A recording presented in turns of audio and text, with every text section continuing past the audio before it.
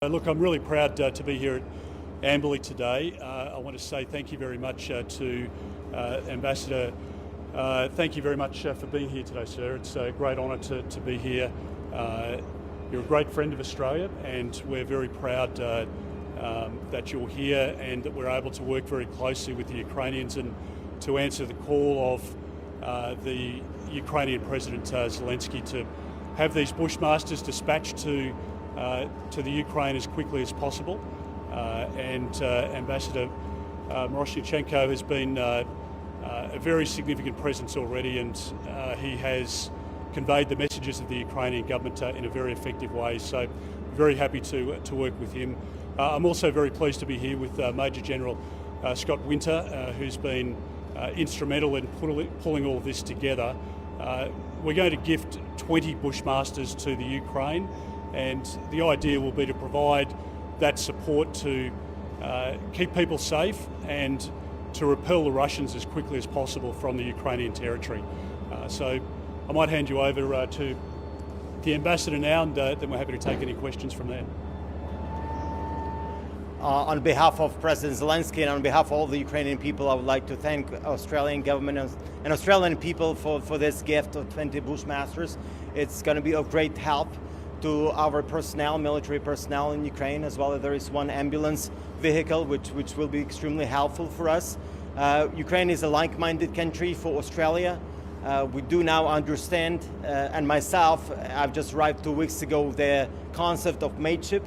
I think that the President's call to help us with this kind of vehicles was received in less than a day. And in Ukraine it was still the same day. He asked for the Bushmasters in the morning. He got a confirmation by the end of the day that he would get them. And I think this is really this mateship that we now understand and the support we appreciate. Ukraine is going through very difficult times. The number of military and civilian casualties is staggering. The war crimes of the Russian military is appalling. And we do need to prop up our military capabilities to be able to repel the Russians, to be able to protect the sovereignty and integrity of our country. And we are very pleased that Australia is helping us with that. We do hope we'll be able to force Russians out of the country, that we can get back to normal life, that we can get back to the reconstruction of the country, and we can focus on rebuilding the country. Thank you. Okay, happy to take any questions.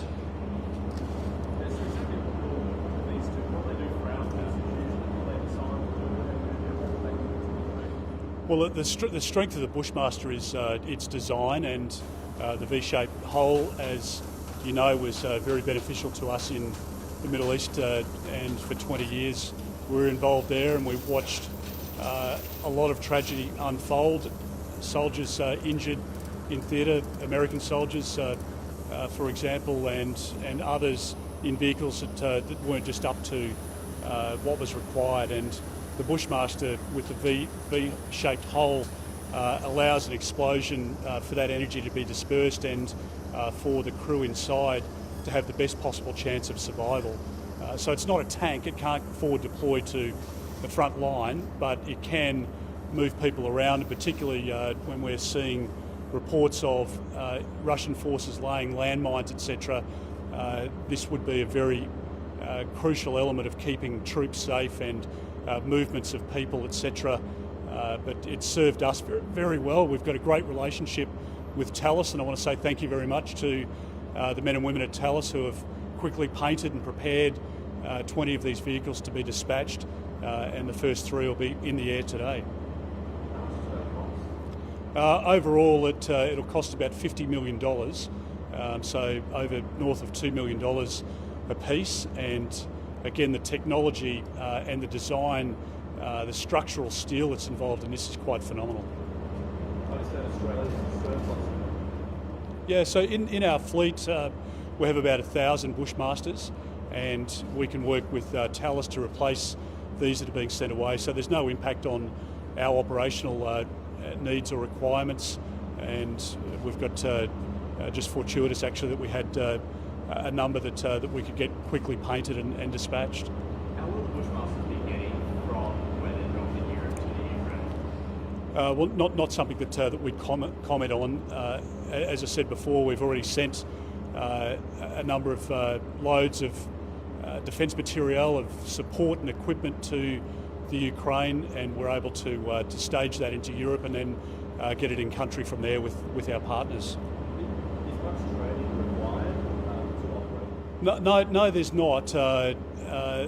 Particularly in extremis. I mean, we ideally would have trainers there, and we would go through a program with the Ukrainian forces, but that's not possible during a conflict. So Defence, I think, has shown their usual ingenuity and innovation. They've put together a video in their language and in the Ukrainian language, and they've allowed the training to take place virtually. So I think that's pretty remarkable, and people will be trained up within a matter of hours to be able to drive these vehicles. Can you tell us much about what happened, I guess, behind the scenes after the request was made? How was that able to happen so quickly, and how did that proceed?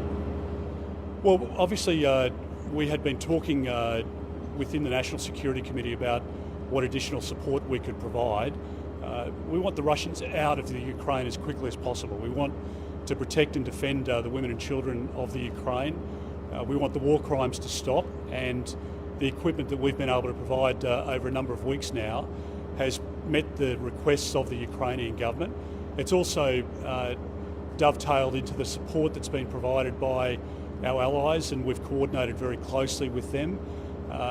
We looked, once President Zelensky had made the request, at what stocks we had available. I spoke to the Chief of the Defence Force, and we were able to identify that we could send 20.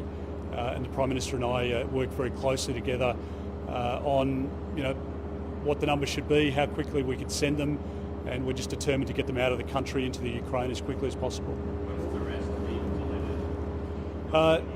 There'll be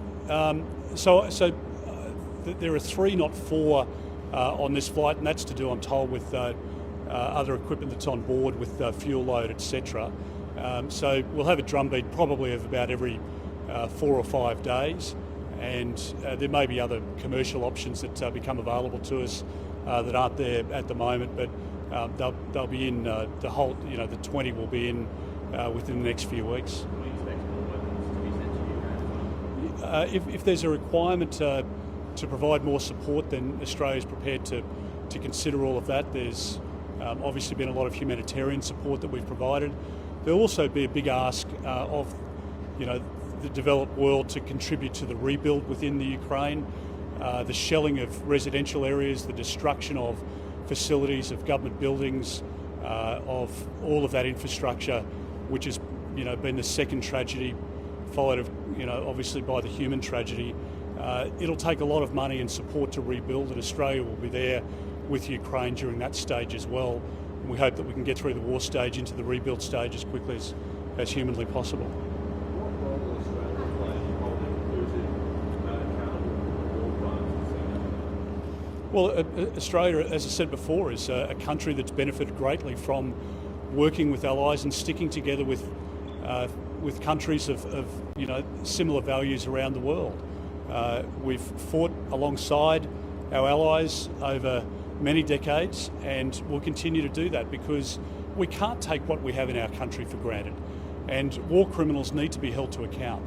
And the ICC and other bodies have the potential to investigate, and I'm sure that evidence is being put together at the moment. So all we would urge is that if there is evidence of war crimes, then action is taken against Russia as quickly as possible. We want to see the Ukraine back to normal, as the ambassador says, and we want to see women and children and men getting back to their way of life in the Ukraine. That's the want of Australia. Thanks very much. Thank you. Ambassador, we know that this sort of capability will allow Ukrainian forces to sort of pivot from a defensive operation to an offensive operation to reclaim some of the country that the Ukrainian forces have lost. Is that your understanding as to what's happening? How important is that to? I'm not sure I'm not sure that you understand it correctly. This is not used for, and we have Major General Winter, he can comment on how this vehicle is being used, but it's primarily used for the transport of personnel, and it's protected against the landmines which are out there. And of course, because there is one which is equipped as an ambulance, we'll be able to transport those who are wounded from the battlefield. You know, the Russian military has mined big parts of Ukraine. As they have withdrawn from the northern part of Kiev, this whole area is now very dangerous. I have to tell you that as they were withdrawing from Bucha in Irpin, they even been leaving booby traps in private houses where they stayed. They've left some explosives with the dead bodies, so that more casualties are out there. So it's just, and we have to deal with that. We have to demine, and we have to also move our people. So these kind of vehicles will be very handy for this purposes. What kind of support like this, what kind of impact does that have on Ukrainian people and morale? It's a very strong sign of support. Many countries are now sending weapons, equipment, air defense systems. Some even have sent their tanks to Ukraine. We of course need more of that, and but every time there is a shipment like this, that's received very well within the Ukrainian armed forces. It boosts their morale. It helps them see that the world is supporting them, and it really feels good to be here right now and with you to be witnessing this. I have to tell you yes, and the reason is very simple, is that Ukraine cannot change its geography. We're always going to have Russia next door, and we now of course have to protect our integrity and sovereignty, so we need to kick them out of Ukraine. But to move forward, we really need to have very strong and capable military forces to be able to defend ourselves in the future.